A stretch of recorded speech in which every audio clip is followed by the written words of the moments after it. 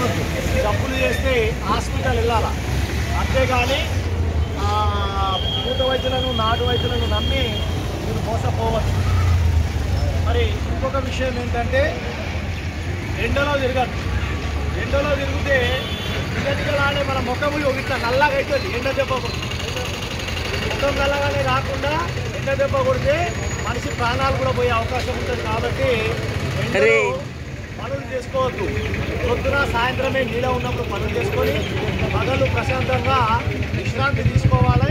మరి నిమ్మరసము కొంచెం చిటికెడంత ఉప్పు నీళ్ళల్లో కలుపుకొని ఒక గ్లాసు నీళ్ళలో తాగాలి. మరి అదేవిధంగా ఓఆర్ఎస్ ప్యాకెట్లు కూడా దొరుకుతాయి, అవి కూడా పొద్దున మధ్యాహ్నం సాయంత్రం తాగాలి.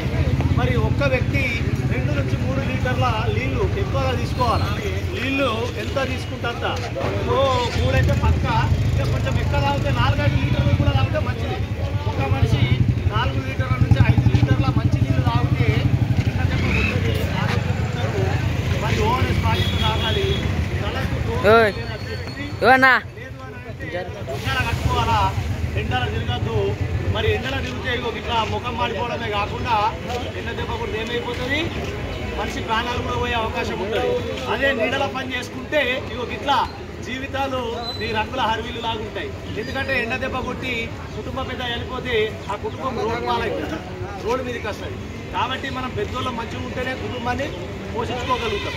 కాబట్టి మనమందరం ఆరోగ్యంగా ఉండాలంటే ఈ ఎండాకాలము పొద్దున సాయంత్రమే పనులు చేసుకోవాలి, మధ్యాహ్నము విశ్రాంతి తీసుకోవాలని మీ అందరికీ తెలియజేస్తూ, మరి అదేవిధంగా సైబర్ నేరాలు బాగా జరుగుతున్నాయి.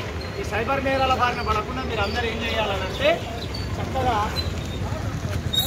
తెలిసిన వాళ్ళకి అడగాలి. లోన్ వేసి 10 లక్షల పంపుతాం, ఇప్పుడు ఒక ఈఎంఐ 20,000 కొట్టినట్టే మళ్ళీ కొడుకు గంజాయి దానంగా దొరికిండు, అది పోలీస్ స్టేషన్ వేసుకుంటాం. దీనికోసం పైసలు కావాలంటే 20,000 పంపాలా, లేకపోతే 30 లక్షలు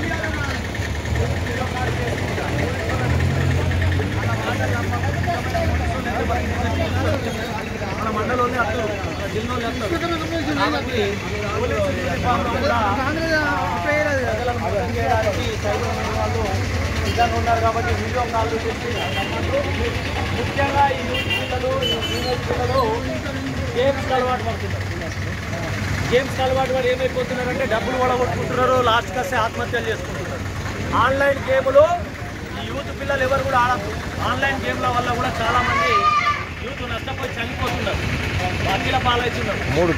ఆన్లైన్ గేమ్లు కూడా ఆడద్దని మీ అందరికీ తెలియజేస్తూ, మరి మీరు ఆన్లైన్ గేమ్లకు ఎంత దూరంగా ఉంటే లోపల అంతా మీ భవిష్యత్తు గొప్పగా ఉంటుంది.